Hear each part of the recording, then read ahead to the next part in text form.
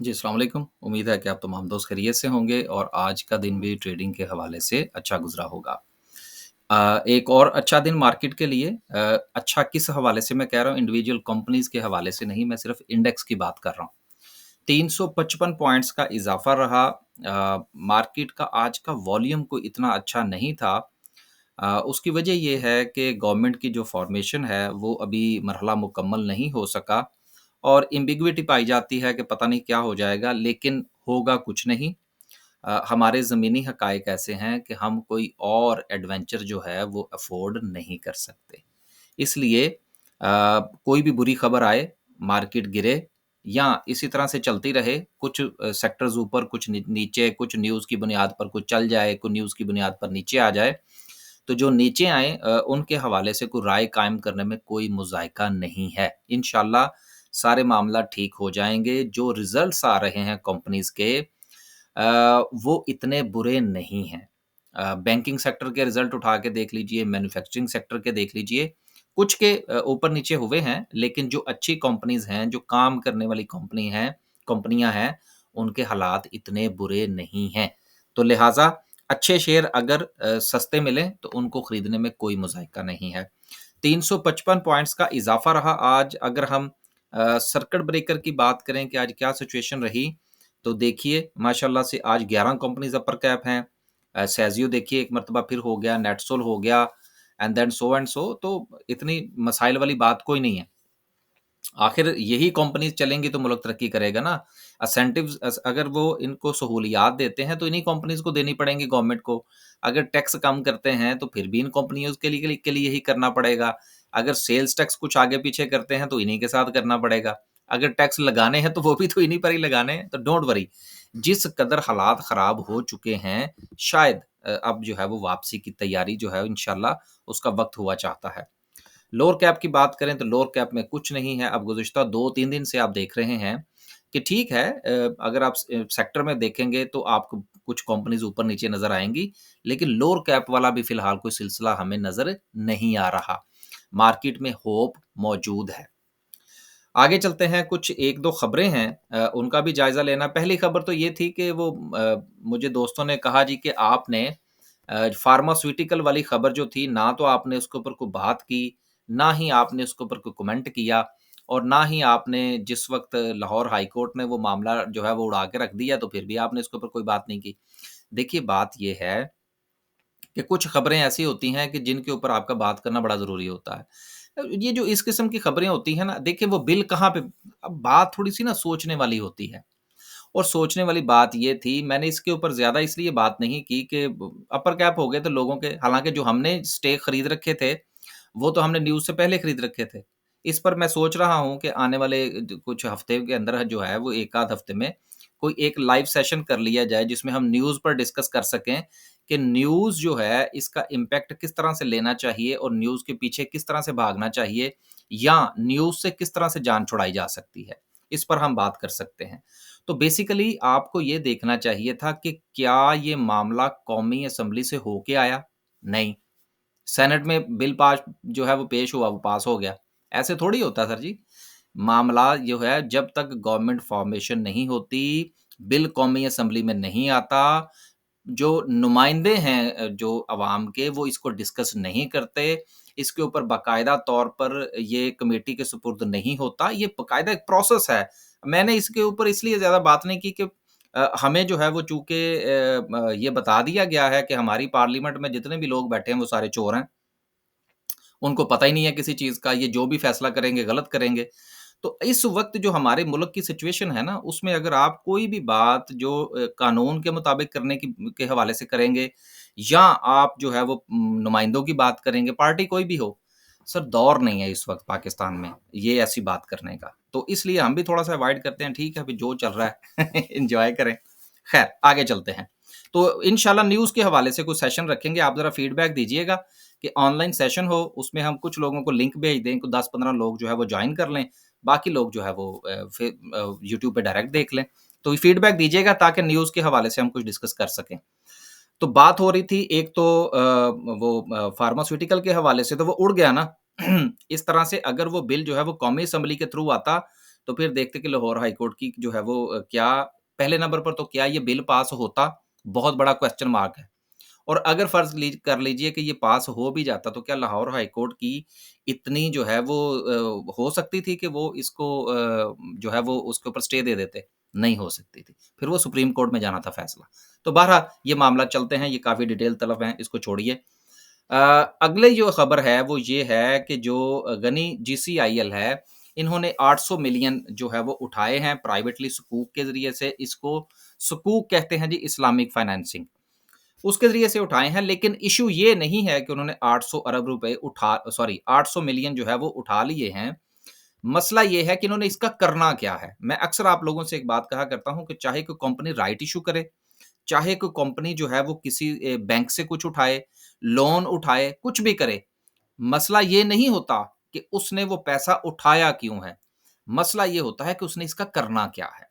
तो इस हवाले से मैं इसकी तफ़सील पढ़ रहा था कि इन्होंने जो पैसा उठाया है, ये सारा का सारा जो है ये लेकर जा रहे हैं। एक तो ये 6 साल के लिए है, अगर आप ये देख सकते हो, this is the period for the 6 year, जिसमें 2 साल जो है वो ग्रेस पीरियड भी है। तो अच्छी डील की है, बहरहाल बुरी डील नहीं की, लेकिन इसमें ये नहीं बताया गया कि ये जो इन्होंने पैसा उठाया है, ये कितने परसेंट पर उठाया है और इसकी टर्म्स एंड कंडीशन क्या थी। यकीनन वो कंपनी की वेबसाइट पर मौजूद होंगी। वो आप ज़रूर देखिएगा अगर आपके पास इसका शेयर हो। लेकिन मेरे लिए जो एक इम्पोर्टेंट चीज़ थी वो ये थी, जो सबसे अहम है कि फंड्स फ्रॉम द सुकूक are being utilised for capital expenditure requirement of new projects being established. बस मेरे लिए ये लाइन इंपॉर्टेंट है कि ये पैसा जो लिया जाएगा ये नए प्रोजेक्ट पे लगाया जाएगा। So that's fine. इसका मतलब ये है कि कंपनी आगे बढ़ना चाह रही है, अपने बिजनेस को बड़ा करना चाह रही है। तो जिन कंपनीज का पैसा उठाने का मकसद ये हो कि वो आगे बढ़ना चाहते हैं, यकीनन हमें उनके हवाले से पॉजिटिविटी रखनी चाहिए। बस ये जो था इस न्यूज़ को डिस्कस करने का मकसद, कि आप भी जब कोई भी खबर पढ़ें, उसमें से पैसा कितना उठाया, कितना नहीं, क्या हुआ, क्या नहीं, देखें उसने करना क्या है, सिंपल। आगे चलते हैं जी, कुछ जो है वो अनाउंसमेंट्स भी हैं, वो भी हम शामिल करने की कोशिश करेंगे। पहली अनाउंसमेंट जो है वो जुबली की है, ₹22 की अर्निंग, ₹10 का डिविडेंड, ये बहरहाल इनकी ये रही है, ये देते रहे हैं। देन उसके बाद जो है वाह नोबल है, ₹18 की अर्निंग है, दिया दिलाया कुछ नहीं, क्वार्टर रिजल्ट था।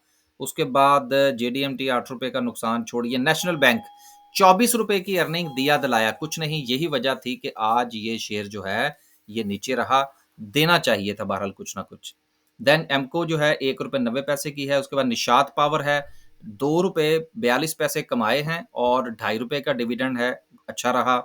उसके बाद इंडस मोटर है, इसने भी अच्छा जो है वो रिज़ल्ट दिया, ₹22 की अर्निंग है, ₹13.20 का है। मैंने उस एक कंपनी के हवाले से और बात की थी, जिस तरह बेस्ट वे के हवाले से। इंडस मोटर कमाया, डिविडेंड दिया, क्यों दिया? सर, पैसा बाहर लेकर जाना ना, जब तक डिविडेंड नहीं देंगे, बाहर कैसे लेकर जाएँगे? इसलिए जो हमारी फ़ॉरेन कंपनीज़ हैं, उनके ऊपर नज़र रखनी चाहिए। आगे चलते हैं जी और मज़ीद बात करते हैं। कोई और अगर रिज़ल्ट अच्छा है तो उसको शामिल करते हैं, नहीं तो आगे मेरा नहीं ख्याल जी कोई और कंपनी है। आगे चलते हैं जी, ओवरऑल मार्केट की बात करें तो माशाल्लाह से सूरत-ए-हाल इतनी बुरी नहीं थी, अच्छी सिचुएशन थी। ऐसा नहीं होता कि हर रोज़ ही सेक्टर चलें, हर रोज़ ही कंपनीज़ चलें, हर रोज़ ही 1000 पॉइंट मार्केट डाले, ऐसा नहीं होता, ज़िग-ज़ैग चलती है। सेक्टर के पॉइंट ऑफ व्यू से देखें तो आज टेक्नोलॉजी सेक्टर ने लीड किया, 191 पॉइंट डाले, उसके बाद कमर्शियल बैंक्स ने 114, फर्टिलाइज़र और ऑयल एंड गैस आज डिप्रेस रहा। इंशाल्लाह जिस दिन वो खबर वापस आ गई, खबर वो आनी है, ये मैं ऑयल एंड गैस के हवाले से बात कर रहा हूँ। जो सर्कुलर डेट वाला मामला है, ये सॉल्व होना ही होना है, इसके बगैर गुज़ारा मुमकिन नहीं है। लेकिन इस वक़्त जो सिचुएशन है, ख़ास तौर पर पीपीएल और ओजीडीसीएल के हवाले, और इन दोनों में से भी ख़ासकर ओजीडीसी के हवाले से, इसका कोई अच्छा लेवल आइडेंटिफ़ाई कीजिए, कोई ₹100 के आगे-पीछे। वहाँ पर इसको अकोमोलेट करने में कोई मुज़ायका नहीं है। तो उसके 2 से 3 लेवल आइडेंटिफ़ाई कीजिए और फिर उसमें बैठ जाइए कुछ अरसे के लिए, तो इंशाल्लाह एक अच्छा गेन जो है वो आपको मिल जाएगा। मैं सजेस्ट नहीं कर रहा, मैंने सिर्फ़ शेयर का नाम लिया, मैंने लेवल सजेस्ट नहीं किए, क्योंकि किसी किसी भी हवाले से जो है वो मैनिपुलेशन में ना आए। सिर्फ़ एक आइडिया दिया है कि देखिए, पॉलिसी है ना, तो उस पॉलिसी को मुकम्मल किए बगैर हमारा गुज़ारा कोई नहीं है, उसको फ़ॉलो करना पड़ेगा। और फॉलो कैसे करेंगे? जब पैसा डालेंगे। तो जब पैसा डालेंगे तो किसको देंगे? कहाँ से निकालेंगे? यहीं से निकालेंगे। आगे चलते हैं जी। और बात करते हैं आज की कैंडल की। कैंडल के पॉइंट ऑफ व्यू से 2 बातें हैं। नंबर 1 पॉजिटिविटी ये है कि पहली रेजिस्टेंस के ऊपर जो है वो क्लोजिंग है, लेकिन थोड़ी-सी इस हवाले से ये है कि आज का वॉल्यूम कंपैरेटिवली कम रहा। लेकिन अगर हम गुज़िश्ता सेशंस का जायज़ा लें तो आज एक एवरेज वॉल्यूम था।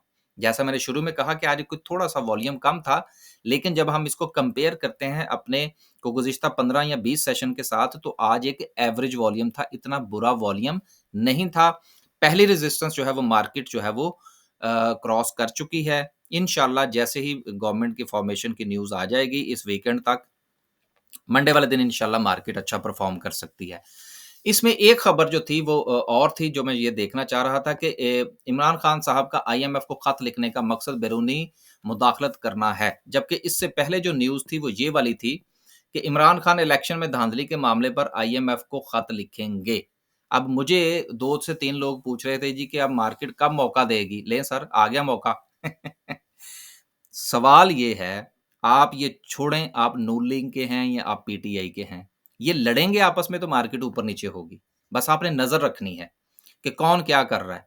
अगर ये खत लिख देते हैं, अभी तो फिलहाल धमकी है, खत लिखेंगे, वो उन तक पहुँचेगा, वो इनसे बात करेंगे, वो इनसे कुछ क्लैरिफ़िकेशन माँगेंगे, मामला तूल पकड़ेगा तो मार्केट नीचे। Point to be noted.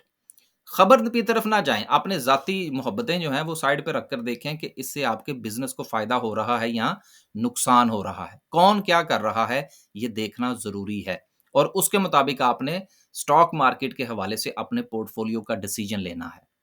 उम्मीद है कि मेरी ये खबर पढ़ने से पीटीआई वाले जो हैं या नून लीग वाले हैं, वो दोनों आगे जो है वो एक-दूसरे के गिरेबान नहीं फाड़ेंगे वीडियो के नीचे, अक्सर ऐसा होता है। सिर्फ़ अगर स्टॉक मार्केट में काम करना है, स्टॉक मार्केट की वीडियो देखनी है, तो फिर इनसे तो परहेज़ करें ना। फिर ये देखें कि किसके बयान की वजह से मार्केट नीचे आएगी, अपॉर्च्युनिटी बनेगी, खरीदिए। किसके बयान की वजह से मार्केट ऊपर जाएगी, अपॉर्च्युनिटी बनेगी, बेचिए। बिज़नेस करना है, इन्हीं की वजह से मार्केट आगे जाएगी, इन्हीं की वजह से मार्केट नीचे आएगी। और जब आप खबरों को इवैल्यूएट करेंगे, तो इंशाल्लाह आपको अपॉर्च्युनिटी भी बनती हुई नज़र आएगी, बाइंग की सूरत में भी और सेलिंग की सूरत में भी। आज काफ़ी मैंने खबरों के हवाले से भी बात कर दी, लेकिन इंशाल्लाह एक सेशन भी रखेंगे। बस जी इजाज़त दीजिए, इंशाल्लाह एक नए व्लॉग के साथ हाज़िर होने की कोशिश करेंगे। अल्लाह हाफ़िज़।